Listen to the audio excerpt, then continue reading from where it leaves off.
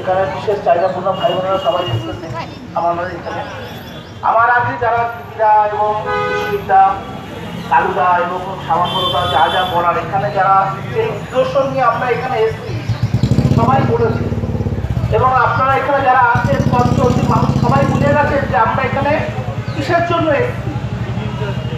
তো আমরা সেই দাবি নিয়ে সেই পক্ষ নিয়ে ভাতা ভাতা ভাতা ভাতা জয়, পশ্চিমবঙ্গ মানেই ভাতা জয়। যাই হোক, ভাতা মানে ভাত না খেতে পারি, ভাতের ফ্যান তো খেতে পারবো। যাই হোক, তো সেইখানে আমরা সেই ভাতা পক্ষ নিয়েই বলছি। আমি আজকে তাদের কথা রেখে আমি বিশেষ চাহিদাপূর্ণ মানুষ যাদের আমরা আমাদের মতো মানুষ তাদের উদ্দেশ্য করেই বলছি, তোমাদের ঘুমানোর দিন কিন্তু শেষ।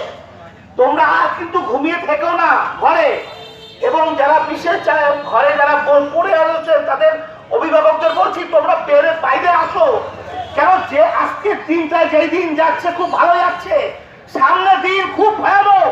এই তোমাদের কিন্তু আমি বলে রাখছি, আজকে সামনে যেই দিন আসছে খুব ভয়ানক, এবং আমাদের পক্ষে তো আরো ভয়ানক।